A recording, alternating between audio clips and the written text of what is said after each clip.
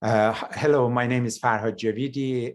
On behalf of Persian Awards, جوایز پارسی, I'm in conversation with Miriam Peretz today. Hi, Miriam. Hi. Could you introduce yourself? Thank you so much for having me. So I'm Miriam Peretz, a lifelong dancer, a lifelong spiritual seeker. Should I keep going with my introduction? Yes, please. Please say as much as you want about yourself. I ask questions if. Okay. So I am originally from Israel, Palestine, and have been on an extraordinary life journey to express myself through the art of dance. And specifically, I'm interested in sacred dance, in mystical practices. I have studied dance from every part of the world. I have tried on every kind of hat and costume that I could find from my youth. And probably in my late teens, early 20s, I was studying music. I was studying music in Oriental Music Academy right outside or right inside of Jerusalem, in a very kind of powerful place where the prayers of so many peoples and religions overlapped and mingled. And it was there that I really deeply fell in love with Persian and Central Asian music, dance, and culture. So I was studying music, not quite sure exactly which instrument. I played percussion. And what happened is I kept finding myself sitting at the door of the Persian music ensemble. And it started with me sitting at the door listening. It evolved to me sitting by the door weeping. And it was this process of my heart being cracked open by this music that I couldn't even understand because I don't speak Farsi.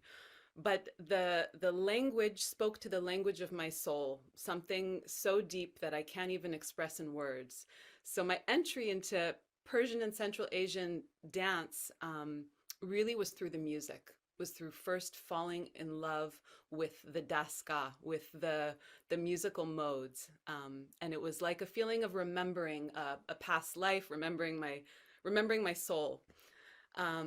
And then I started to really get into the dance because I've been a dancer my whole life. And for me, studying music was how to become a more holistic, a more well-trained dancer. It's important that all dancers really study music as well. So at that point in my early 20s, I realized that the expression, the dance expression of Persian and Central Asian dance, and I'll explain when I use that terminology more, was the most aligned with my soul's calling. And all the other forms that I had studied were wonderful and beautiful and I loved, but they weren't aligning in this kind of very perfect way with my heart and soul. And at the same time, I also was very much intrigued by the path of Sufism and the mystical poetry of Hafez, of Mevlana, of Khayyam. So I was kind of also falling in love with Sufi poetry and the path of being a dervish, the path of specifically being a Mevlevi dervish, a whirling dervish. And the Persian and Central Asian dance for me was this kind of marriage of my dance practice and my spiritual practice, finally finding some kind of togetherness, this alignment. And one of the reasons I think is when we look, I'll use the word pan-Central Asian. And when I talk about Persian and Central Asian dance, my understanding is old. My understanding is Persian Empire, which encompassed all of Central Asia. And that actually is what is most interesting to me, is all of Central Asia. So Persian dance, Tajik dance, Uzbek dance, Afghan dance,